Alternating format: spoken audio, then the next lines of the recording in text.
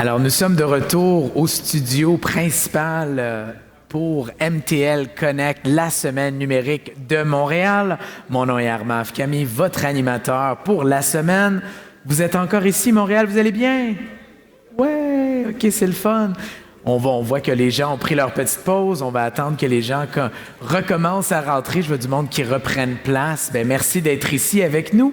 Alors, nous avons une belle journée de programmation et je veux continuer cette journée de programmation tout de suite en vous présentant notre prochain invité. Alors, il est directeur général chez Ivado et il va nous parler de favoriser l'adoption d'une intelligence artificielle robuste, résonante et responsable. Sans plus tarder, j'invite Luc Vinet.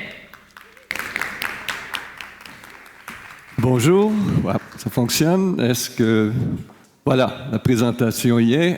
Alors, je suis très heureux d'être avec vous aujourd'hui, puis pour vous parler essentiellement d'Ivado, qui, pour faire le lien avec le panel qu'on avait précédemment, opérationnalise beaucoup de la problématique dont on parlait. Ivado est un des grands instituts de recherche et de transfert en intelligence artificielle au Canada. Il a été fondé en 2016 avec une subvention importante du programme Apogée. Son directeur scientifique est Yoshua Bengio et j'ai le plaisir d'en être le directeur général. Comme tout institut complet de recherche et de transfert, ces activités se déploient sur 4 grands piliers: la recherche, la formation, le transfert, la mobilisation des connaissances et aussi des activités communautaires. Et Ivado exerce son leadership en favorisant, en instillant et en supportant ces activités, en mettant en interaction un grand nombre d'acteurs de l'écosystème montréalais, québécois et canadien, et aussi un très grand nombre d'organisations. À preuve, je ne vais pas sa structure, son organisation parapluie recoupe des organisations dont vous avez entendu parler, le MILA, qui est un membre académique, mais aussi l'IID, qui est l'Institut d'intelligence artificielle qui est à Laval, des organisations en recherche opérationnelle, d'autres instituts en santé, IRIC, c'est un institut très connu en immunologie et cancérologie, et aussi l'OBVIA, l'Observatoire pour le développement d'une intelligence artificielle responsable, qui est une émanation, si vous voulez, du travail qui a été fait à Montréal sur la déclaration pour une intelligence responsable. Alors, il y a tous ces acteurs qui sont mis en interaction par Ivado, donc qui sont sous le leadership que cet institut exerce. Et je voudrais pas oublier aussi les 2 grands centres hospitaliers universitaires de Montréal, le CHUM et le CHU Sainte-Justine. Et à cet ensemble de partenaires centraux dans le fonctionnement d'Ivado s'ajoutent aussi 184 autres partenaires académiques et non académiques, et j'y reviendrai. Alors, Ivado joue un rôle très, très important. On nous envie, dans bien des endroits, cette organisation qui travaille de manière transversale, à la fois scientifiquement parlant, mais aussi en mettant toutes ces universités en interaction.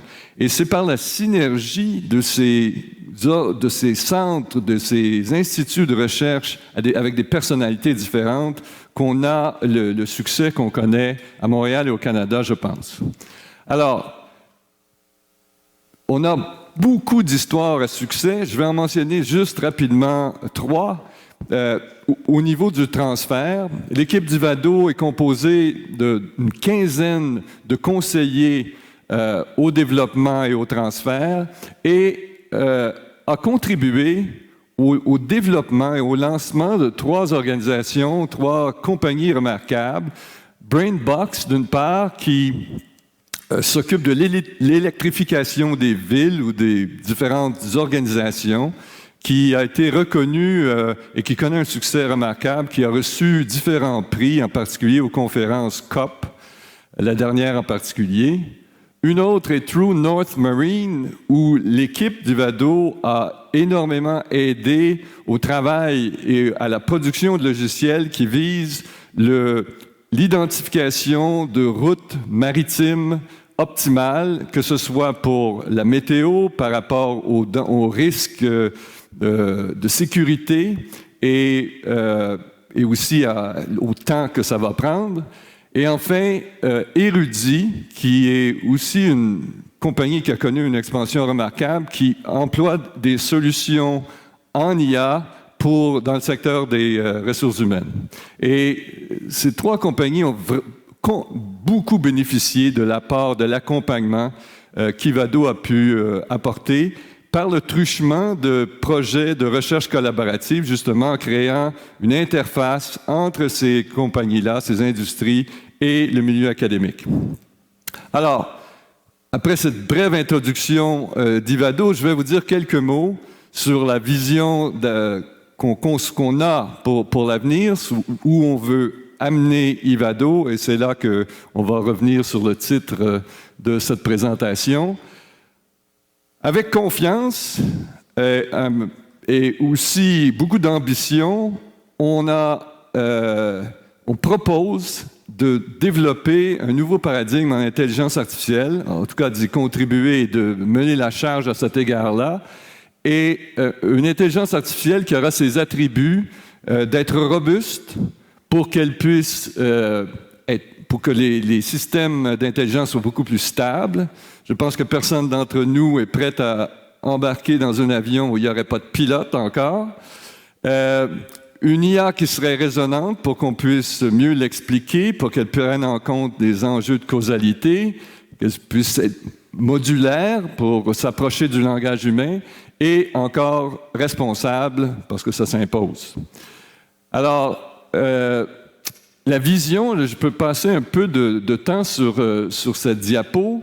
Alors, on cherche justement à développer ce nouveau paradigme, avoir cette intelligence qu'on appelle IA R3, le 3R des attributs qu'on cherche à obtenir.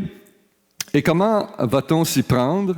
Bien, je vous ai décrit tout cet écosystème qu'articule, qu'orchestre Ivado, et on va mettre à contribution un grand ensemble de sciences, de connaissances, pour arriver à développer ce nouveau paradigme. Je prends un exemple. Il y a des avancées importantes qui sont faites en neurosciences. Vous savez, là où l'intelligence artificielle est très bonne en ce moment-ci, c'est si vous prenez le cas de la conduite automobile, ici, en Amérique du Nord, on conduit à gauche. Il n'y a pas de souci. Quand vous conduisez, vous êtes capable d'entretenir une conversation avec un passager qui est avec vous. Mais si d'aventure vous vous retrouviez en Angleterre, où là vous devez changer de côté, là vous allez cesser de converser avec le passager parce que vous devez complètement vous concentrer sur les actions que vous devez poser. Autrement dit, vous devez passer d'une situation où c'est l'inconscient qui fonctionne à une autre où c'est davantage votre système 2, celui conscient. L'intelligence artificielle est très bonne pour reproduire ce caractère système 1 de l'intelligence humaine, mais on veut s'employer à la rapprocher justement de ces attributs, de ces qualités qu'a le cerveau humain. Et donc, on va faire ce travail en collaboration avec des neurosciences. Et en parallèle, une fois qu'on arrivera à modéliser des aspects qui tiennent plus du conscient, on va aussi retester ça du côté sciences humaines. Et vous voyez la liste qui est là. On retrouve aussi, et c'est une des forces montréalaises, l'intégration de spécialistes en sciences humaines, parce qu'il est important d'intégrer des questions d'éthique, de contrer les biais qui peuvent être amenés dans le développement de systèmes en amont, dès le design de ces systèmes-là. On va aussi utiliser des linguistes, pour des gens en traitement artificiel du langage, pour amener cette modularité qu'on cherche à avoir dans les systèmes. Donc, ce travail qu'on appelle la science pour l'IA, va nous amener à développer ce nouveau paradigme qui, je vous le rappelle, le constat pour convenir que ces attributs sont ceux qui sont essentiels nous vient de l'expérience qu'on a à travailler dans l'implantation. Et du côté droit, on va ensuite de proche en proche, avec beaucoup d'allers-retours avec nos partenaires, travailler à amener de plus en plus l'adoption avec ces systèmes qui ont des qualités pour les rendre beaucoup plus adoptables. Alors, ça va suivre deux voies.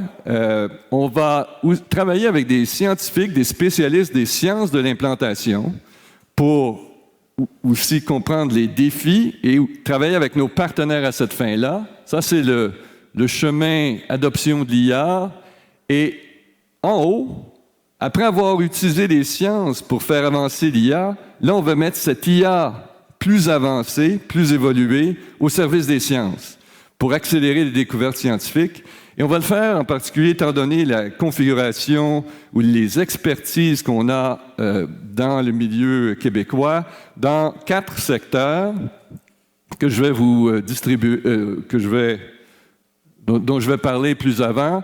Le secteur de la découverte de molécules, celui de la biodiversité et du développement durable, l'avancement des systèmes de santé apprenants et les chaînes d'approvisionnement. Et là, je vais vous dire quelques mots sur ces choses-là. Et tout ça, évidemment, a vocation d'engendrer une adoption plus large pour le bénéfice de la société. Alors voilà, donc dans le secteur l'IA pour la science, une première direction qui nous intéresse avec tous ces partenaires que je vous ai présentés, c'est la modélisation de structures de données hors distribution. Alors, j'ai peut-être pas mentionné ça, mais le défi, ce qui fait que l'instabilité, les codes d'intelligence artificielle ne sont pas encore très stables, et c'était mon exemple de conduite à gauche ou à droite. En termes techniques, on parle de stabilité hors distribution, c'est-à-dire que le système doit s'adapter à des distributions qui diffèrent de celles sur lesquelles le système a été entraîné. La conduite à gauche, c'est si vous avez entraîné votre voiture à faire ça, dans le moment, il faut recommencer si on veut faire la conduite à droite. Alors, est-ce qu'on peut arriver, est-ce que cette adaptation qu'arrive à faire le cerveau humain? Alors, si on a avancé les choses de ce côté-là, on va être à même de faire l'exploration in silico de manière beaucoup plus avancée pour chercher à accélérer la découverte de nouveaux médicaments et de trouver d'autres matériaux qui pourraient servir à capter le carbone, par exemple. Pour le développement durable, il y a un fait assez remarquable que j'ignorais, peut-être que c'est le cas pour vous. Il y a 25% du carbone planétaire qui est contenu dans le sous-sol de la planète, qui est contenu dans les sols du Canada. Et alors, c'est très, très important de cartographier cette situation-là et on est encore hors distribution parce que, évidemment, on change de lieu, ça évolue dans le temps, ça évolue dans l'espace. Et une fois cette cartographie réalisée, on a des équipes qui travaillent avec des drones et aussi des images satellitaires pour faire ça. Et une fois qu'on a réussi à cartographier ça, on sera plus apte à développer des solutions basées sur la nature pour contribuer aussi aux enjeux qu'on a relativement à la réduction des gaz à effet de serre. Je vous ai parlé des systèmes de santé. Là encore, on veut utiliser ces systèmes plus avancés en combinaison avec des méthodes d'apprentissage fédérées pour développer des systèmes de santé apprenants, que ce soit pour l'organisation des soins, pour les traitements, pour la santé publique. Et le 4e secteur est, il y a celui du traitement des langues naturelles. Alors ça aussi, il y a des liens qu'a ce secteur-là avec la santé, puisqu'il faut lire, par exemple, décoder et aller tirer de l'information de tout l'ensemble des prescriptions, des données, de l'information sur les patients pour faire servir ces systèmes de santé apprenants. Et finalement, le dernier, celui des chaînes d'approvisionnement, il y a une grande expertise aussi. Il faut dire qu'Ivado a au moment de sa naissance, a tablé sur une expertise en recherche opérationnelle. C'était le mariage entre le deep learning et la recherche opérationnelle. Et c'est toujours un très, très grand centre d'expertise à Montréal. Et donc, on continue, on comprend mondialement l'importance d'une meilleure intelligence de ces systèmes-là. Et on a des programmes de recherche sur la prise de décision en situation d'incertitude qui vont contribuer à nous donner encore plus de solidité relativement aux chaînes d'approvisionnement. Alors, l'objectif qu'on entretient avec cette vision qui anime Ivado est évidemment globalement d'engendrer des revenus, d'engendrer des bénéfices pour le Canada, que ce soit au niveau social ou au niveau économique. Et c'est pour ça qu'on a ce dont je vous raconte a fait l'objet d'une proposition de financement à ce programme majeur qui est le programme Apogée. Ce programme que je vous ai présenté de manière très succincte a beaucoup d'envergure. Il s'agit d'un projet de plus d'1 demi-milliard de dollars sur 7 ans.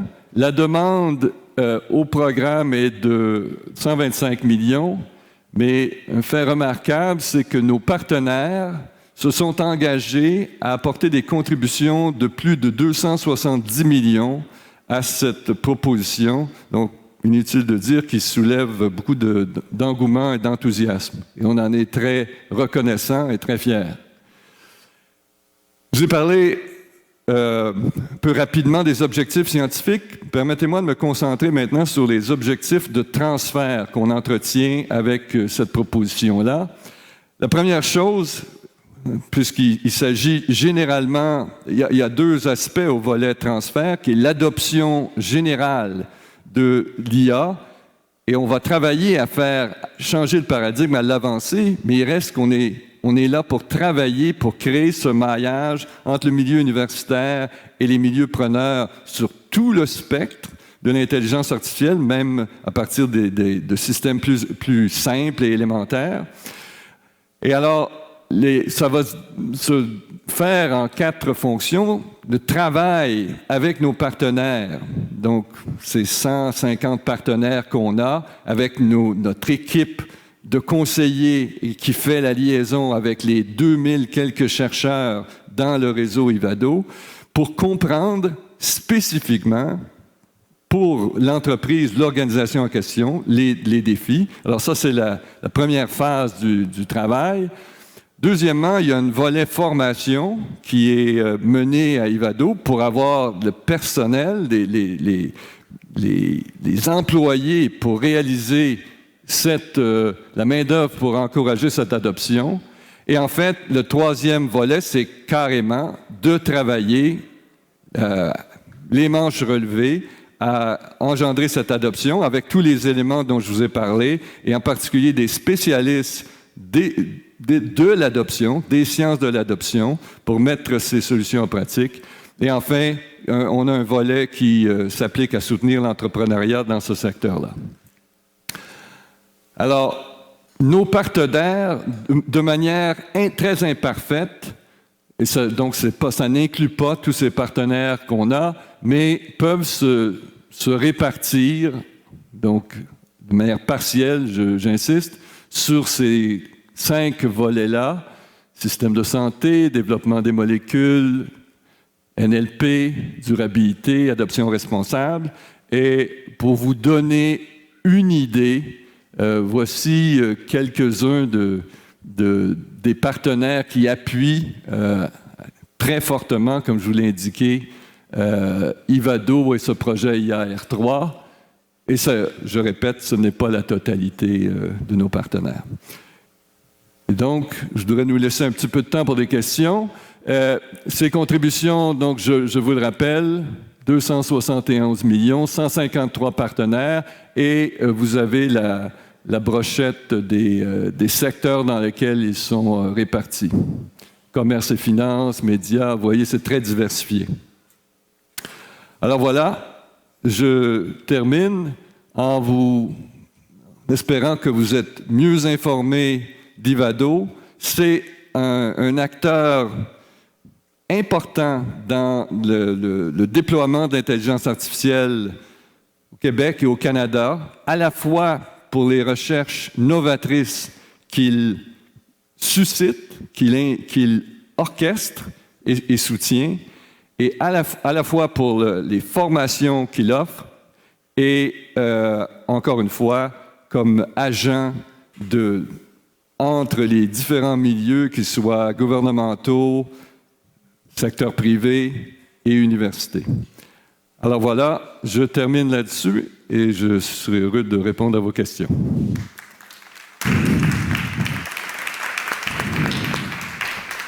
Alors, merci beaucoup, M. Vinet. Alors, est-ce qu'il y a des questions du public? C'est le temps d'y répondre. Il y a 2 microphones ici. Oui, je vois une question. Est-ce que c'était une question ou vous avez juste levé votre bras par accident? OK, c'était un bras levé par accident. Ah, M. Bersini, merci. Merci beaucoup de votre exposé, tout à fait passionnant. Je vais vous poser une question un peu provocante pour enseigner l'intelligence artificielle depuis 40 ans et d'avoir vu l'évolution de l'intelligence artificielle. Vous avez fait allusion à une dichotomie auquel je fais très souvent allusion aussi, celle de Danny Kahneman entre système 1 et système 2, qui est très bienvenue entre l'aspect plus conscient des processus cognitifs, on raisonne, et puis l'aspect plus automatique. Mais je vais un peu vous provoquer en disant que Montréal n'est pas innocent dans la transition d'une IA de plus en plus inconsciente, si vous me permettez ce terme, grâce évidemment au succès du deep learning, au point où d'ailleurs mes étudiants aujourd'hui, même quand ils doivent résoudre des problèmes où des algorithmes de recherche ou d'optimisation fonctionneraient très bien, ils foncent tête rabattue sur du deep learning. Bon. Et là, vous sembliez faire un peu rebrousse chemin en disant nous devons retrouver, de fait, avec des problèmes, comme vous l'avez dit, de distribution, nous devons retrouver un peu l'IA d'avant, l'IA résonante, etc. Je voudrais savoir quelles sont les stratégies de recherche que vous déployez pour arriver à refaire un peu ce pont avec, j'aurais tendance à dire, le good old-fashioned AI et l'IA que vous promouvez beaucoup à Montréal sur le deep learning et tout ça. Oui, mais merci de la question. Je pense que c'est là où les choses sont rendues. Et aussi, prenons l'exemple du traitement automatique de la langue. Les grandes compagnies comme Google et autres vont dire, il suffit d'augmenter la puissance de calcul des ordinateurs, on va y arriver. Peut-être, mais ce n'est pas une solution. On n'a pas la capacité universitaire que nous sommes, ou le milieu montréalais, de compétitionner à cet égard-là. Donc, il faut penser faire mieux. Et pour faire mieux, il faut être capable de travailler avec moins de puissance, moins de données peut-être, et amener un niveau qui se rapproche du cerveau humain, arriver à penser de manière plus modulaire, s'appuyer davantage sur la linguistique, le langage humain. Donc, cet exemple-là, et il y a un avantage écologique manifeste à réfléchir de cette manière-là, d'être plus efficient, plus habile et scientifiquement plus, oserais-je dire, plus avancé. Alors, c'est la même, tout ce projet que j'ai présenté fait l'objet d'un grand programme de recherche qui est celui qu'Ivado, avec tous ses partenaires, entend propulser. Ça va être la pierre de touche de l'action pour nos 7 prochaines années. Alors, on reprend, si vous voulez, je suis d'accord, après les succès du deep learning, pour aller plus loin, il nous semble important de suivre ce chemin-là. Ça nous semble être la voie pour l'avenir. Merci, M. Vinet. Merci pour la question, M. Bersini. Je vous donne encore une dernière chance. Si vous avez une question pour M. Vinet, speak now or forever hold your peace. Going once? Going twice? Bon, alors encore une fois, on remercie M. Luc Vinet. Merci beaucoup pour votre présentation. On l'applaudit. Bonne journée. Merci.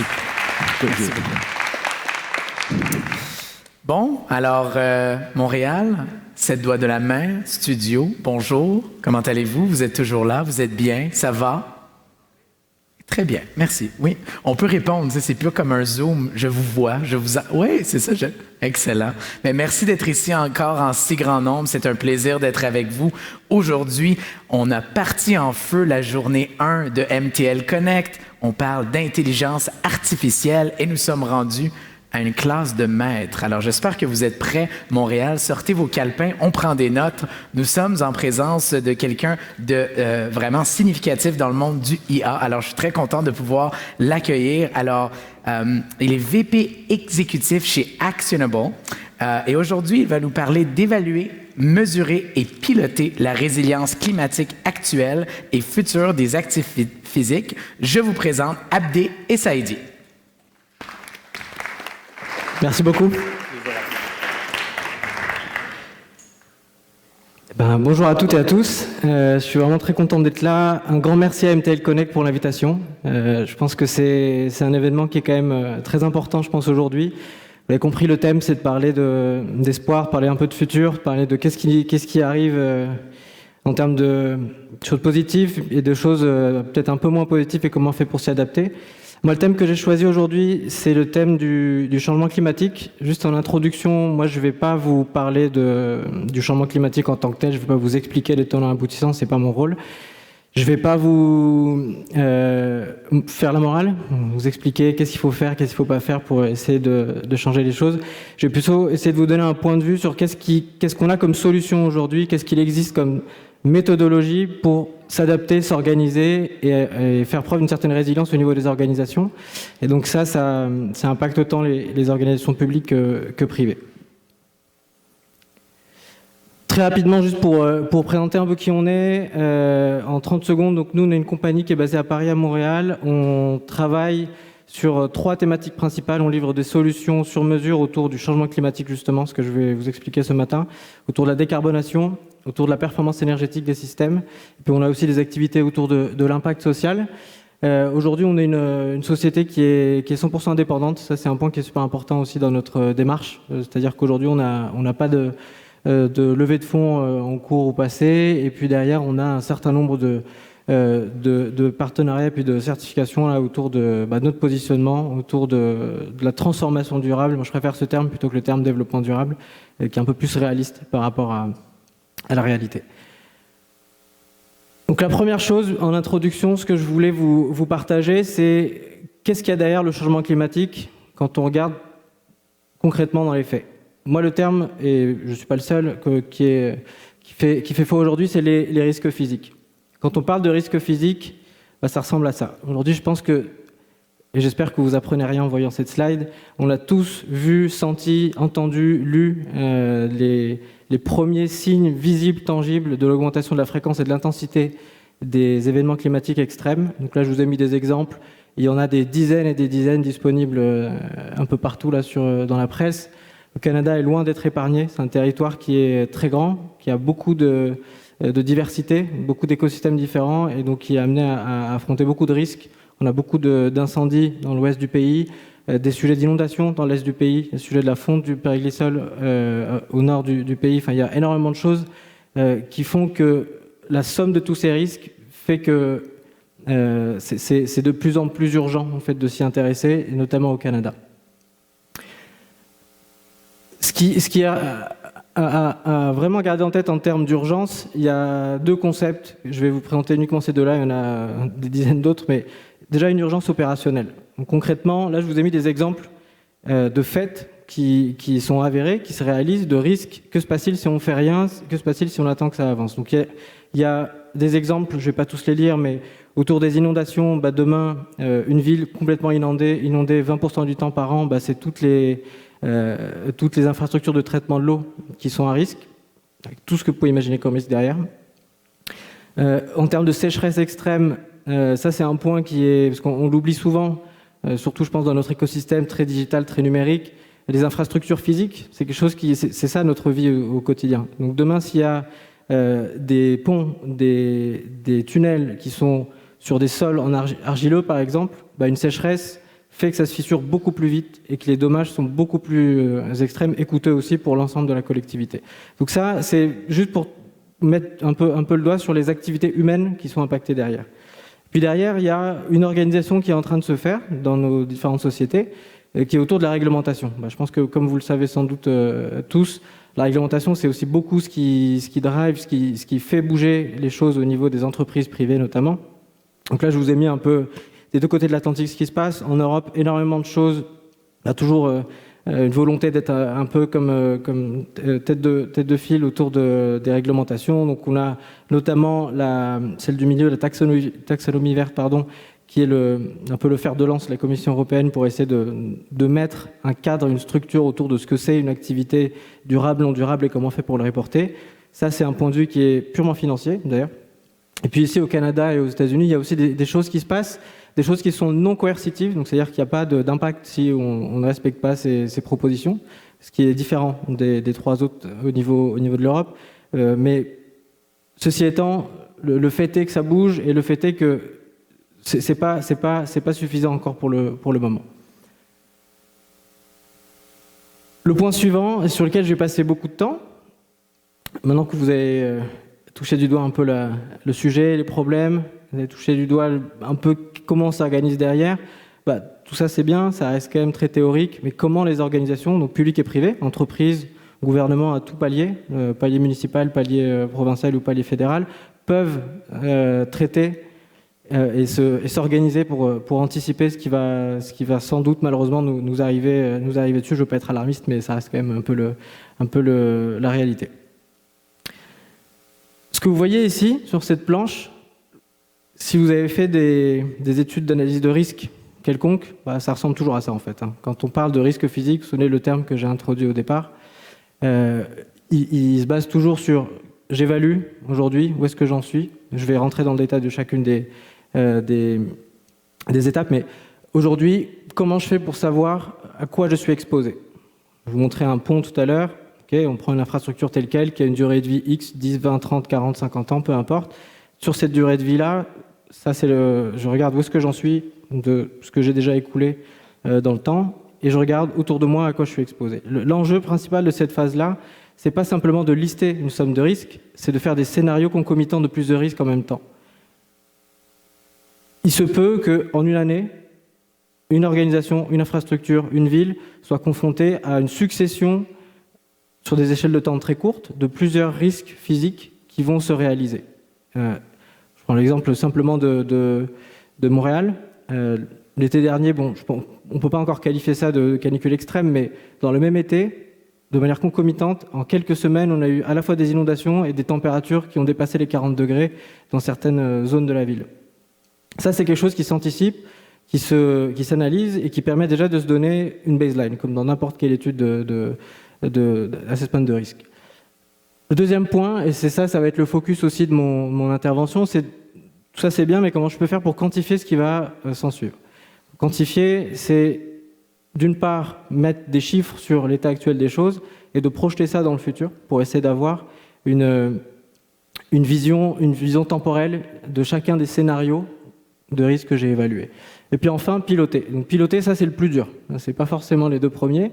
Les deux premiers, ça nécessite des méthodologies, ça nécessite de la donnée, ça nécessite des algorithmes, ça nécessite de l'intelligence artificielle, ça nécite de la technique, qui ne sont que des moyens. Et en fait, la fin des fins, pour une entreprise, une ville, un gouvernement, c'est comment je fais pour opérationnaliser un plan de résilience pour s'adapter en fait à ce qui va arriver. Parce que derrière, il y a deux points de vue. Il y a le point de vue naïf et innocent de se dire ça va s'améliorer, la technologie va nous aider à trouver des solutions pour anticiper et réduire les impacts et les effets du changement climatique. Et puis il y a le point de vue un peu plus pragmatique, qui est le nôtre, c'est de se dire, quel que soit le scénario dans lequel on s'en va, le GIEC en fournit aujourd'hui 5-6 qui sont de manière très détaillée et très précise, des projections dans le temps du climat dans plein de zones géographiques du monde. Dans chacun de ces scénarios, en tant que bon gestionnaire, comment je fais pour comprendre ce qui va arriver à mon échelle à moi, à une échelle très petite, qui n'est pas une échelle géographique conséquente. La première phase, et là ce que je voulais vous montrer et sur quoi je voulais mettre l'emphase, c'est une méthodologie qui s'appelle la méthodologie Okara, et je ferai pas l'affront de le lire en franglais, le descriptif exact. Ça, c'est un outil qu'on utilise aujourd'hui, qui est assez intéressant, qui a été développé par l'ADEME en France, donc qui est on va dire le bras droit du ministère de l'Environnement et de l'Énergie, tout ce qui concerne le changement climatique. Donc, il fournit notamment des référentiels d'émissions de gaz à effet de serre pour pouvoir faire des bilans carbone, notamment, qui fournit énormément d'études scientifiques sur les impacts du changement climatique, qui ont travaillé en collaboration avec une compagnie qui s'appelle Carbone 4 et puis avec Bureau Veritas pour mettre en place un référentiel un peu organisé d'études, de se dire comment je fais déjà, moi, en tant que gestionnaire, dirigeant, comprendre où est-ce que j'en suis. Donc la première phase qui est évaluée.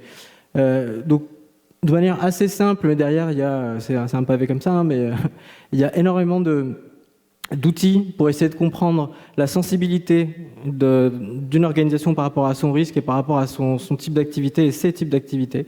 Un truc que je tiens à souligner qui est vraiment très important dans ce genre de travaux, c'est qu'une entreprise, et surtout une grande entreprise, ainsi qu'un gouvernement, une collectivité ou une municipalité, c'est une somme extrêmement complexe d'activités humaines qui sont à la fois interdépendantes, mais qui sont à la fois structurellement souvent dirigées de manière silotée. Donc en fait, derrière, comment je peux faire pour mettre tout ça ensemble, avoir une grille de toutes mes activités et de mettre en face les risques et la sensibilité de chacune.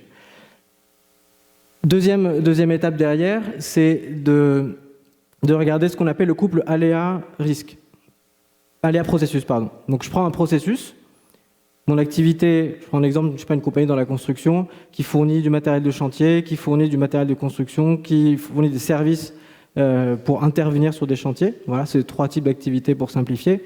Derrière, sur chacune de ces activités, il y a des processus humains, opérationnels, métiers, donc on va les décrire.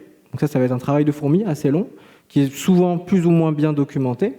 Et ensuite, je vais mettre en face les différents aléas auxquels ce processus peut être exposé. Une fois qu'on a ce couple-là, donc là, à la fin, l'objectif, c'est d'avoir une grille d'analyse qui est détaillée. La première étape, ce qu'on cherche toujours, nous, à fournir en premier lieu, c'est assez rapide, assez intuitif. Il n'y a pas du tout d'intelligence artificielle derrière tout ça. C'est déjà de visualiser et de comprendre sur sa chaîne logistique, sur une carte, concrètement, de quoi je parle sur mes différents sites physiques. Souvenez-vous, le titre de ma présentation, c'est la résilience climatique et l'adaptation pour les actifs physiques. Encore une fois, le point qui est très important, et on le voit très, très souvent dans les résultats de ces analyses, c'est que les services, comme vous pouvez vous en douter de manière intuitive, sont pas forcément ceux qui sont les plus à risque. C'est surtout les biens et les biens d'infrastructure. Donc ça, c'est la première étape qui est assez simple, assez haut niveau. Et aujourd'hui, la très, très grande majorité des organisations ont besoin de ça pour commencer. Parce qu'il y a d'une part de la recherche autour du changement climatique, de la recherche sur des aspects physiques. D'autre part, il y a de la donnée, de l'intelligence artificielle et des choses très belles, très intelligentes qui se font. Mais d'autre part, comment je fais pour déjà avoir un premier mélange des deux et comprendre où est-ce que je vais? Quasiment la majorité des organisations qu'on rencontre ont ce besoin-là pour démarrer. L'étape numéro 2, quantifier, c'est là où ça se corse et c'est là où ça devient à la fois en termes intellectuellement assez complexe, c'est des projets super intéressants, super stimulants, mais d'un autre côté, c'est là où ça devient très concret. 2 choses à garder en tête. La première, c'est qu'une fois que je veux aller plus loin, donc je veux regarder concrètement sur une zone géographique X, j'ai une centrale nucléaire, je prends l'exemple le plus extrême et qui est derrière des exemples sur lesquels on travaille. J'ai une centrale nucléaire qui est une géolocalisation, moi je veux savoir exactement que se passe-t-il là-bas. Là, il n'y a pas 150 options. On commence toujours par la donnée. L'IA, ça vient plus tard. On a besoin de 2 choses. On a besoin déjà des données opérationnelles. Comment on fait pour décrire le processus qui est lié à un aléa avec des données concrètes, physiques du terrain. Donc on va avoir des données de production, des données d'incident, on va avoir des données de manutention, des données d'investissement autour de tout ce qui peut être CAPEX ou OPEX. Le but, c'est de mettre ça en face des données climatiques. D'où viennent ces données climatiques? C'est pas nous qui les fournissons, c'est pas non plus des entreprises qui les fournissent. C'est énormément de sources qui sont aujourd'hui disponibles, qui sont publiques. Publiques ne veut pas dire forcément gratuites, mais en tout cas qui sont disponibles, qui permettent d'aller collecter des données physiques géospatiales liées à une zone géographique. Et pour rendre ça très concret, quand je prends un scénario du GIEC de plus 1,5 degré d'augmentation moyenne de la température sur la planète, la fin de ma phrase, c'est augmentation moyenne de la température sur la planète. Donc derrière, quand je zoome sur l'espace géographique où est l'actif physique, j'ai besoin de comprendre que propose le GIEC dans son scénario comme données concrètes sur la durée du temps qui m'intéresse dans ce qui est disponible. J'ai beaucoup parlé du GIEC, mais il y a énormément de sources qui viennent aussi de différents satellites. On utilise beaucoup Météo France en fait chez nous. Alors Météo France, ça s'appelle Météo France, mais ils ont une couverture internationale. Donc ils ont énormément de satellites et donc de données qui sont très précises et très précieuses d'ailleurs. Des données géologiques, donc ça c'est les plus complexes à manipuler. Donc les données géologiques, c'est vraiment des données qui ne sont pas du tout intuitives. On va avoir des données d'électromagnétisme, on va avoir des données hydrométriques, du sous-sol. On va avoir énormément de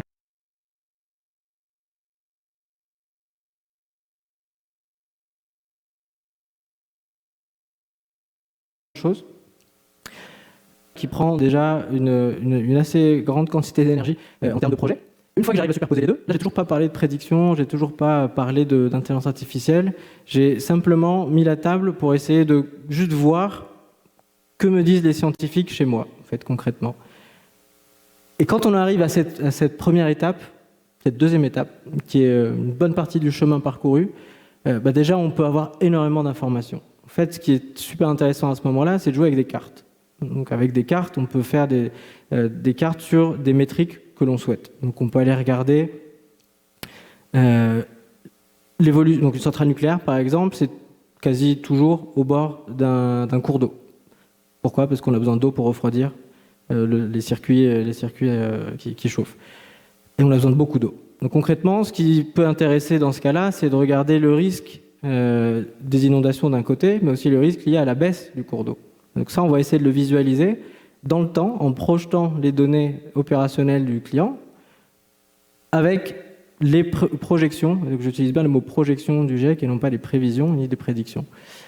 Ça permet de sortir un certain nombre de graphiques très précis, très visuels aussi. C'est tout bête, mais c'est des sujets qui sont tellement, je pense, à la fois complexes et à la fois angoissants, je dirais. C'est le rendre un peu plus tangible et le rendre un peu plus concret auprès de nos interlocuteurs, c'est très important.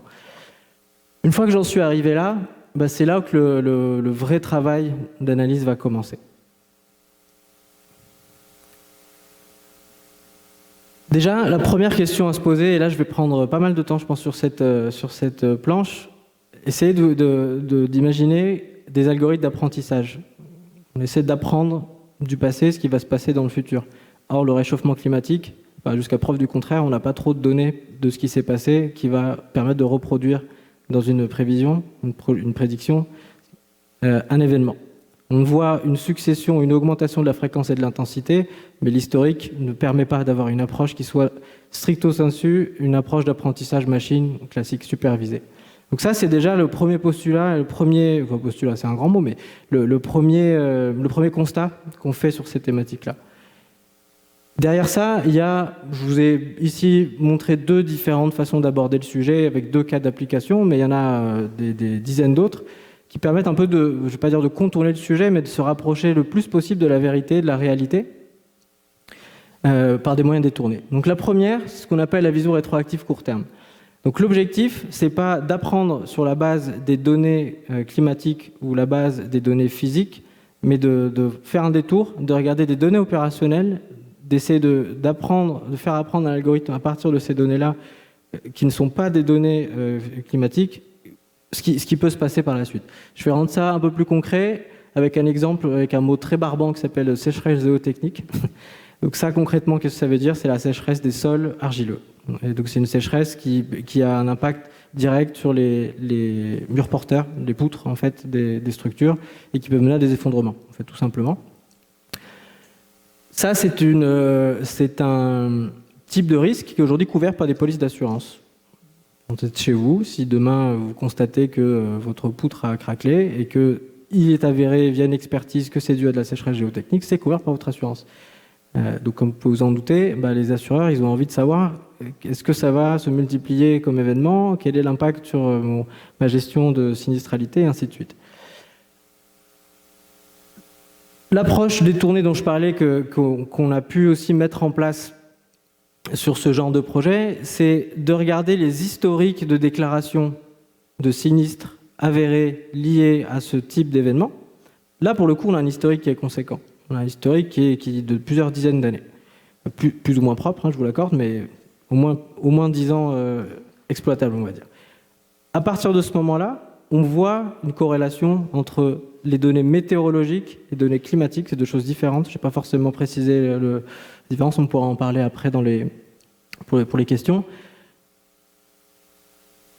On va donc regarder cette corrélation, on va voir une tendance, sans même avoir fait d'apprentissage. Donc cette phase d'exploration de données, assez classique dans tout projet de machine learning, nous a orienté vers cette intuition, cette piste-là. Et en fait, à la fin des fins, l'algorithme d'apprentissage sur de la projection à 2, 5 et 10 ans qu'on a pu produire à ce niveau-là, il était basé sur des données opérationnelles de cet assureur qui est donc Allianz ici. Si on avait voulu, parce qu'on l'a tenté, si on avait voulu faire des courbes de sinistralité basées uniquement sur l'évolution du GIEC, en fait, on voyait bien qu'à un moment donné, ça ne fonctionnait pas. C'est-à-dire que la projection à 30-40 ans, elle n'avait plus aucun lien avec ce que la physique pourrait nous faire sentir. Ça, c'est une première approche où on essaie justement de sortir des données physiques et de s'intéresser aux données opérationnelles. Deuxième approche, c'est quand on cherche à faire de la prise de décision à court et moyen terme. Et l'objectif, c'est d'avoir une approche prospective. Donc, ce n'est pas une approche prédictive, c'est une très grande différence qui est très importante là-dessus. C'est d'essayer de quantifier différents scénarios futurs. Donc, ce n'est pas de la divination, on ne fait pas de la prédiction de l'avenir, il faut rester humble. C'est aujourd'hui, si quelqu'un sait faire, je pense qu'on serait tous au courant. Mais la première étape, c'est de se demander aujourd'hui, est-ce que, basé sur des données météo, est-ce que basé sur des données opérationnelles, je suis en capacité de justement construire ces différents scénarios avec de l'apprentissage non supervisé? Et c'est là où en fait l'intelligence artificielle, au sens où on l'entend, elle a tout son sens. Donc, je prends l'exemple des vagues de chaleur. Aujourd'hui, les vagues de chaleur, c'est pas quelque chose qui est... C'est un exemple qui est localisé également en France, mais les vagues de chaleur, c'est pas un phénomène nouveau. C'est-à-dire que les vagues de chaleur, ça existe depuis bien longtemps. Ok, leur intensité, leur fréquence, elle augmente. On parle de la canicule depuis que je suis très jeune en France, 2003, énorme canicule. Aujourd'hui, c'est le record, le triste record qui est établi. Dans cet exemple-là, l'entreprise qu'on a en face de nous, ce qu'elle cherche à savoir, c'est pas que va être le futur en termes de climat sur mes opérations. Ce qu'elle cherche à savoir, c'est je veux connaître les temps d'arrêt que je vais devoir provisionner dans ma centrale nucléaire, dans mon infrastructure d'enrichissement, dans tout le cycle nucléaire, pour pouvoir étaler dans le temps la production et pouvoir la remonter justement à la Commission de régulation de l'énergie. C'est hyper important pour une raison très simple, et je pense qu'on en est tous un peu témoins, en tout cas pour ceux qui sont en Europe aujourd'hui, c'est que une coupure, des pics non contrôlés d'électricité au niveau de la production pour insuffisance de production, justement, et ça en France en ce moment on le vit, il y a des centrales nucléaires qui sont à l'arrêt pour plein de raisons, je ne vais pas forcément rentrer là-dedans, mais l'impact est énorme. Et c'est exactement ça qu'on cherchait à les aider à comprendre, mais pour un autre cas d'application, qui n'est pas un cas d'application opérationnel comme s'il se produit aujourd'hui. Ce qui les intéressait, c'est d'avoir, non pas des cartes, mais d'avoir des courbes prédictives autour de mes temps d'arrêt, quelle est la probabilité que j'ai une récurrence sur tel site industriel, quelque part en France, peu importe, et je veux savoir si c'est un lien ou pas avec le niveau du cours d'eau. Je vous en parlais juste avant. C'est un peu, je pense, le risque le plus critique à ce stade-là. Une fois qu'on a posé ces bases-là, on peut rentrer dans une démarche d'apprentissage non supervisé. Je ne vais pas forcément rentrer dans le pourquoi du comment, mais c'est une façon d'aborder le sujet qui n'aurait pas pu être effective pour le premier cas. Donc, ces deux points de vue-là, moi, ce que j'essaie surtout de vous montrer et ce que j'essaie d'illustrer, c'est le pragmatisme. Enfin, on a tous envie de sortir la solution la plus complexe, la plus sophistiquée, la plus fine qui puisse exister, mais déjà de un, c'est pas toujours possible, et deux, c'est pas toujours pertinent. Et je vais me permettre, parce que j'écoutais aussi l'intervention de M. Vinet juste avant, une des dernières choses qu'il a dit, qui ne va pas apparaître là-dedans, mais que je mentionnais aussi, c'est avoir aussi une notion de frugalité. Alors que c'est bien de faire des algorithmes qui apprennent des choses super sophistiquées avec des quantités de données astronomiques, mais quand on est là en train d'essayer de parler de changement climatique et d'essayer d'avoir un impact positif, à l'inverse, il faut aussi être un peu pragmatique et réaliste dans les entraînements qu'on fait, dans la quantité de données qu'on utilise, dans l'approche effort-bénéfice qui est derrière, et de te dire, OK, je peux entraîner un algo pendant 3 semaines temps plein sur 4 GPU pour avoir 1% de précision de plus pour détecter des sécheresses géotechniques, peut-être que ça n'en vaut pas le coup. Donc ça, c'est aussi un point qui est très important, qui est un peu l'envers du décor, et qui nous occupe aussi beaucoup dans nos méthodologies. Puis le dernier point, c'est le bas de la chaîne, l'aval, le pilotage. Ça basé sur les différentes cartes, les différents résultats que je vous ai montrés auparavant, c'est comment je construis un plan d'action. En fait, aujourd'hui, je vais prendre un peu de recul par rapport à cette slide-là. La très grande difficulté de l'exercice pour une organisation, c'est de définir à la fois un plan moyen et long terme de réduction de gaz à effet de serre. Tout est lié, j'en ai pas parlé aujourd'hui, mais c'est des sujets qui sont complètement liés. De définir une trajectoire climatique. Et qu'est-ce que c'est qu'une trajectoire climatique quand on est une organisation dans un monde qui est complètement globalisé, qui est interdépendant? Ça, c'est l'objectif. Mais déjà, est-ce que cet objectif ne peut pas être challengé? Parce que la réalité des choses, c'est qu'on définit l'objectif en 2020. En 2022, on voit que la situation a changé et pour autant, les actions, elles n'ont pas été encore jusqu'au bout. Donc il y a déjà un sujet de pilotage opérationnel. Puis un deuxième, c'est comment je fais pour, en supposant que mon objectif est réaliste et atteignable et que l'ensemble des conditions sont réunies pour y aller, comment je fais pour le piloter? Donc il faut des outils, justement, techniques, qui ne sont que des outils, qui ne sont pas la solution au problème, et ça j'en suis bien conscient, pour aller chercher des réponses concrètes des organisations. Parce que derrière, je pense que vous l'avez aussi compris, après tous les exemples que j'ai donnés au début, puis un peu à travers ma présentation, je pense, le sujet pour une entreprise, notamment le risque physique, c'est pas simplement un sujet de risque opérationnel ou de réglementation, mais c'est aussi un risque économique. Demain, quand on est une entreprise qui produit de l'électricité et qu'on ne peut plus la produire 20% du temps, c'est un problème économique. C'est-à-dire qu'il y a des sujets de revenus. Quand on est un assureur qui doit être en capacité de refinancer, de rembourser un nombre d'aléas qui ne fait qu'augmenter de manière exponentielle, c'est un sujet économique. Quand je suis une ville et que mes infrastructures de traitement de l'eau, mes routes, mes ponts sont à refaire en moitié moins de temps que ce qui était prévu au départ, c'est un coût pour nous, en fait, en tant que citoyens, en tant qu'individus. Et donc, ce qui se passe derrière, c'est que, malheureusement, heureusement, je ne sais pas, c'est pas forcément à moi de juger, mais il y a une prise de conscience qui est aussi drivée par l'aspect économique. Et ça, c'est un point qui est vraiment important et que vous allez voir dans mes exemples ici, qui illustre bien. Les 3 grandes étapes pour pouvoir aller de l'avant dans ces plans d'action, c'est assez classique. Je vous ai parlé du couple aléa-processus au début. Donc on a fait une première analyse qui était qualitative au niveau où il n'y avait pas de données, il n'y avait pas de chiffres. On a réussi à avoir des chiffres. C'est directement de passer à une trajectoire d'adaptation dans le temps. Et donc encore une fois, l'adaptation / le mot résilience, c'est basé sur des scénarios. C'est pas basé sur la prévision du futur. On ne prévoit pas le futur. On regarde différents scénarios avancés dans les prochaines années et on regarde qu'est-ce qui se passe concrètement, prospectivement sur le terrain. En fait, ça c'est un mot super important. Et puis derrière, question de ROI. Le ROI, c'est pas forcément financier, mais il y a toujours un retour sur investissement. Enfin, encore une fois, quand je dis le mot investissement, il faut imaginer des énormes infrastructures publiques. C'est-à-dire que demain, on veut rendre plus résilient toutes les stations d'épuration d'eau. En fait, ça coûte de l'argent à la collectivité. Donc, pour débloquer cet argent, il faut qu'il y ait aussi une certaine certitude qu'il va y avoir un impact positif pour l'ensemble de la chaîne qui en découle, et puis pour les citoyens qui financent en fait finalement cet investissement. La logique est la même pour les entreprises. Donc cette priorisation, elle est importante parce que c'est comme ça que des décisionnaires aujourd'hui réfléchissent, travaillent. Et donc c'est important aussi de pas être dans prêcher soit des convaincus, soit des personnes qui n'ont pas forcément réfléchir par rapport au sentiment, mais par rapport à la raison, un PNL. Ça, c'est aussi un point qui est très important. Et concrètement, je reprends les 2 exemples d'avant.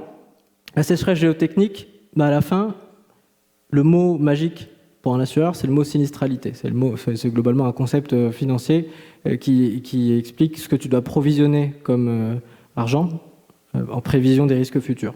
Donc derrière, tu as un certain nombre de calculs actuariels qui se définissent dans les politiques de sinistralité. Ça, le mot adaptation, c'est aujourd'hui, avec un scénario constant, si on ne fait rien et que le scénario le pire des cas du GIEC commence faut continuer à se réaliser d'année en année, qu'est-ce que je fais dans ce cas-là? Comment je fais pour mieux provisionner donc le passif de l'entreprise? Donc ça, il y a toute une revue de ces politiques de sinistralité qui vont avoir en fait derrière un impact sur ce que payent en fait les clients finaux, donc ceux qui assurent leurs biens, quels qu'ils soient. Deuxième chose, la résilience. La résilience, c'est quoi? C'est de prendre le point de vue inverse. C'est de se dire, en attendant on bouge tous ensemble, qu'il y a un mouvement collectif qui commence à démarrer, mais qu'il faut aller un petit peu plus loin aujourd'hui, comment je fais pour aider aussi mes clients là-dessus, dans l'assurance, pour essayer d'anticiper ce risque et qui ne se réalise jamais, quelle que soit la situation. Donc en fait, ça c'est assez classique dans le monde actuariel, dans l'assurance, et prévenir plutôt que guérir. Donc globalement, ça existe beaucoup sur les sujets de prévention autour de l'assurance médicale. Ça fonctionne aussi très bien pour l'assurance de biens. Deuxième autre exemple, les vagues de chaleur dans le nucléaire. Donc, vous vous souvenez, l'objectif, c'était d'essayer de prévoir les temps d'arrêt, donc pour pouvoir mieux dimensionner sa production. Mieux dimensionner, c'est sa machinerie, en fait, qui est derrière. En termes d'adaptation, le fait est que, donc je redis les mêmes termes, si ça continue, si les scénarios les moins optimistes du GIEC se réalisent, il n'y a pas 150 moyens. C'est une augmentation du budget de maintenance préventive. Donc là, je parle vraiment de tout ce qui est planifié dans l'année, dans les années futures, pour anticiper des pannes, anticiper des impacts de la baisse d'un cours d'eau. La baisse du niveau d'un cours d'eau, ça va avoir un impact sur une certaine quantité de KPI physiques, de pression, de température, etc., de l'eau qui circule dans les circuits. Ça se prévoit. Et puis, deuxième chose sur la résilience, c'est... Donc encore une fois, la résilience, c'est comment je fais pour empêcher que quelque chose n'arrive. C'est d'investir dans ce cas-là, très précis, dans une industrie très nichée, dans de la recherche et développement, pour essayer d'avoir des réacteurs qui produisent autant, mais qui ont besoin de moins d'eau pour se refroidir. Ça, c'est l'exemple le plus concret. Et donc, là, on parle de cycles qui sont très très longs. On n'invente pas un réacteur qui refroidit avec moins d'eau en quelques semaines. Mais là, derrière, moi, je voulais absolument vous montrer deux cas très différents. Un cas très manufacturier industriel et un cas très service, mais dans lequel, en fait, les impacts sont sensiblement sont très différents, mais en fait, la source est sensiblement la même. Et puis, les approches, elles dépendent surtout et avant tout des données qui sont à disposition. Et à la fin des fins, il ne faut pas essayer de faire de la magie sur ces sujets-là. Puis à l'inverse, il ne faut pas essayer de réinventer la roue. Parce que quelque chose que je n'ai pas mentionné jusqu'à maintenant et qui fera aussi office de conclusion, et que tout ce qu'on est capable de faire aujourd'hui, c'est surtout grâce aux travaux de tous les collectifs de recherche scientifique autour du changement climatique. C'est-à-dire que c'est ces gens-là qui nous permettent d'en arriver là. C'est-à-dire que nous, aujourd'hui, on sait manipuler ces données, on sait les amener au marché, entre guillemets, on sait les amener à des cas d'utilisation, mais il y a des centaines et des milliers de personnes qui travaillent et qui font évoluer la science et qui se sont aussi, et c'est ça qui est super intéressant, notamment dans le dernier rapport du GIEC qui est sorti, qui ont aussi pris conscience du changement de paradigme qu'il fallait aussi opérer pour que ces sujets arrivent justement au marché et qu'ils soient un peu plus concrets et tangibles. Le jour où, entre le premier rapport du GIEC dans les années 90 et aujourd'hui, ils ne mettaient pas sur la table les mêmes données. C'est-à-dire qu'au départ, c'était des rapports alarmistes qui étaient très bien documentés, qui étaient très précis. Cependant, on n'avait pas les données sources derrière. C'est tout bête, mais... Donc, une fois que tu as lu le rapport, qu'est-ce que je fais avec ? C'est assez complexe. Et puis petit à petit, cette approche, elle s'est beaucoup inspirée de ce qui se fait en open source. Et c'est ça aussi le message derrière, ce qui est intéressant, c'est que toutes ces communautés de développement open source, elles ont fait évoluer beaucoup de choses et nous permettent aujourd'hui d'en arriver à ce niveau de de connaissances, à ce niveau d'impact. C'est encore que le début, on en est encore très très loin d'avoir couvert tous ces sujets-là. Pour pouvoir avoir, ne serait-ce qu'un impact humble, mettre une petite goutte d'eau dans ce vaste océan de problématiques de risques climatiques, mais d'essayer de les maîtriser. Et puis derrière, peut-être ce sera ma conclusion. Je pense que vous l'avez compris, le point principal, c'est pas de dire que le changement climatique c'est une fatalité. Le changement climatique c'est un fait qui est là. En fait, faut juste en être convaincu. Moi, je suis pas là pour vous convaincre, mais en tout cas, le fait est qu'il est là. Et le fait est que, pour des raisons diverses et variées, tout le monde s'y intéresse, par conviction, par urgence opérationnelle, par urgence économique, j'en ai parlé aussi, par urgence réglementaire. Il y a un momentum qui se crée. On est encore loin d'avoir des réponses suffisantes aux questions qu'on se pose tous. Mais je pense qu'on est aujourd'hui beaucoup d'acteurs, et ça aussi je voulais aussi le mentionner, dans divers pays, de diverses catégories, de différentes tailles, qui essayent justement d'amener dans leur modèle économique, on reste quand même une entreprise privée, mais un peu de sens et un peu de pragmatisme pour faire évoluer les choses. Puis j'espère qu'on va pouvoir aller plus loin avec d'autres cas d'usage, avec d'autres clients. Et puis merci pour votre attention. Je pense que ce sera la fin. Merci. Non, tu veux me serrer la main? Merci.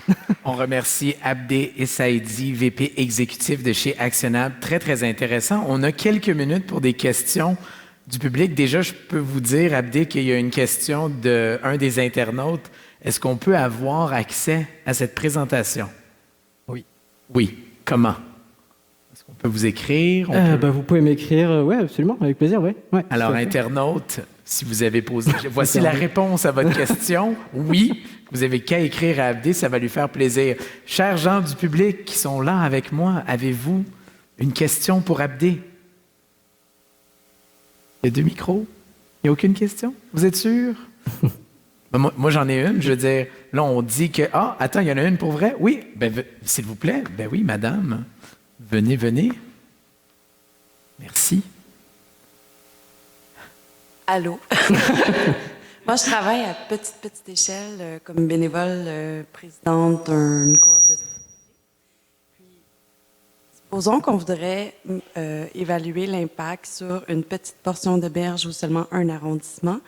C'est quand même une vision très macro. Comment est-ce qu'on pourrait amener un modèle prédictif qu'on aurait fait en équipe avec des évaluations historiques selon des scénarios et tout, puis peut-être rentrer ça dans une machine comme ça au niveau de Montréal? Est-ce que c'est quelque chose qu'on pourrait faire? Parce que on le voit quand même, là, les impacts.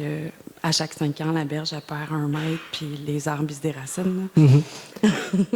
C'est une bonne question. Merci.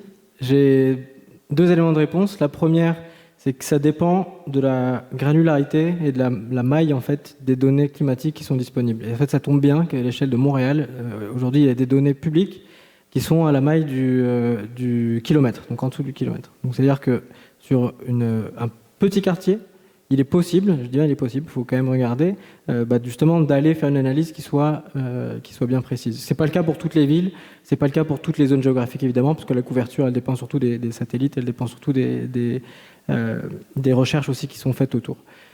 Ça c'est le premier élément de réponse. Le deuxième, c'est avant je pense aussi la philosophie générale de la présentation, c'est avant de se lancer dans du prédictif, etc. Il y a beaucoup de choses en fait qui peuvent être faites uniquement pour faire du qualitatif. Donc la méthodologie que je vous présentais au début, qui s'appelle la méthodologie Okara, elle permet de faire ça. C'est-à-dire qu'à moindre coût, en quelques semaines, d'avoir déjà une vision à peu près structurée et précise de la problématique en question. Parce que peut-être que le sujet, c'est des inondations qui vont causer le déracinement, mais peut-être qu'il y a un autre sujet qui ne se voit pas, qui se voit moins, c'est le sujet de la sécheresse des sols. Dans des villes, des grandes villes aujourd'hui qui sont bétonnées, où tu as un urbanisme qui est ce qu'il est par choix depuis toujours, fait que le sol qui est en dessous, on n'a aucune idée en fait à quoi il ressemble. Est-il suffisamment encore poreux pour que justement l'eau, en cas d'inondation, puisse être reconduite vers des sols qui sont non couverts pour pouvoir être ensuite redirigée naturellement en fait dans les nappes phréatiques. Et ça, typiquement, c'est des choses qui se voient en faisant une analyse. Il n'y a pas forcément besoin de modèles pour y arriver, mais il permet de voir un peu le problème différemment. Et je repointe l'exemple de la sécheresse géotechnique. Pourquoi c'est un cas un peu d'école qui est super intéressant, c'est que la sécheresse géotechnique, elle impacte la structure des bâtiments, sauf que vous et moi, on ne la voit pas, la structure des bâtiments. C'est ça qui rend le sujet super touchy, c'est qu'une inondation, quand il pleut, je le vois. Et quand il pleut plus, c'est que l'eau, elle monte, je le vois, c'est très, très tangible. Les sujets d'usure d'infrastructures, les sujets qui sont cachés dans les murs, cachés dans les sols, c'est souvent des sujets qui sont pas intuitifs, un peu oubliés, mais qui sont très risqués, en fait, et qui ont aussi une sinistralité qui est monstrueuse pour pas mal de cas. Voilà, j'espère que ça répond à la question. Merci pour la question. Merci, Abdé. Une autre question du public? Non? D'accord. Mais j'en avais une pour toi, Abdé. Je pense que tout le monde ici, dans la salle, est conscient que oui, le changement climatique existe. C'était un statement quand même assez connu, mais il reste encore des gens qui ne croient pas au changement climatique, que ce soit des leaders gouvernementaux dans différents pays du monde, des gens avec une voix publique sur les réseaux sociaux. Qu'est-ce qu'on peut faire? Comment qu'on peut, tous ensemble, aller, je ne sais pas moi, communiquer ça très clairement une fois pour de bon? C'est là, et peut-être sans semer la panique générale. Vaste question. Je vais essayer de répondre avec un peu de recul. Mais moi, déjà, la première chose que je constate à titre individuel, c'est une communication au niveau scientifique. Je vais donner un exemple très concret.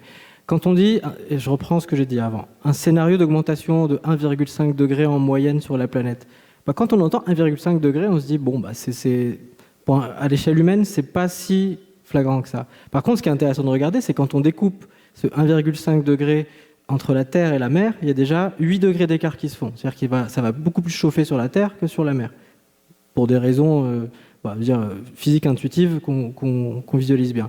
Et après, quand on va aller plus loin, quand on regarde entre la campagne sur Terre et la ville, une ville bétonnée comme Paris, comme Montréal, là, c'est des écarts types qui sont gigantesques. C'est-à-dire que sur les pires scénarios du GIEC, le plus 4,5 degrés, à Paris, il fera plus 18 degrés. Enfin, je pense que c'est à ce moment-là qu'on réalise ce qui va nous tomber sur la tête. C'est là où on habite. C'est pas une question de 4,5 degrés. Donc je mettrai moins d'habits en hiver et je pourrais aller plus à la plage en été. C'est qu'en fait, je pourrais plus sortir de chez moi parce que la température corporelle, elle est à 37 degrés. Quand il fait 50 degrés, vous ne pouvez pas sortir parce que vous ne pouvez plus transpirer. Ça, c'est un premier élément. Avec en toute modestie, ils doivent avoir leur raison, mais en tout cas, moi, c'est comme ça que je vois le truc. Comment communiquer l'urgence, peut-être en changeant juste la façon d'écrire les chiffres. Et puis le deuxième truc, c'est la formation des leaders d'aujourd'hui et puis surtout de demain. Il y a une super initiative que je salue et qui est vraiment super bien pour ça, c'est la fresque du climat. Peut-être que certains d'entre vous connaissent. La fresque du climat. La fresque du climat. Donc c'est une initiative, c'est complètement gratuit. Il y a des séances de formation toutes les 2 semaines un peu partout à Montréal. Il y en a même de plus en plus ici au Québec, qui a pour but de sensibiliser un peu tout le monde, tout âge, tout milieu socio-professionnel aux enjeux et en fait à ce qui va se passer demain si on ne fait rien. C'est un jeu ludique, c'est un atelier de 2h30. Moi, je salue leur travail. Moi, j'ai trouvé ça génial. Autant je vous ai parlé d'un sujet super complexe, super profond, que je connais. En le faisant il y a quelques semaines, ça m'a redonné une autre perspective. Et c'est une perspective qui n'est pas du tout liée à notre métier et qui est beaucoup plus intéressante. Et donc ça, il faut l'amener en fait au niveau des dirigeants.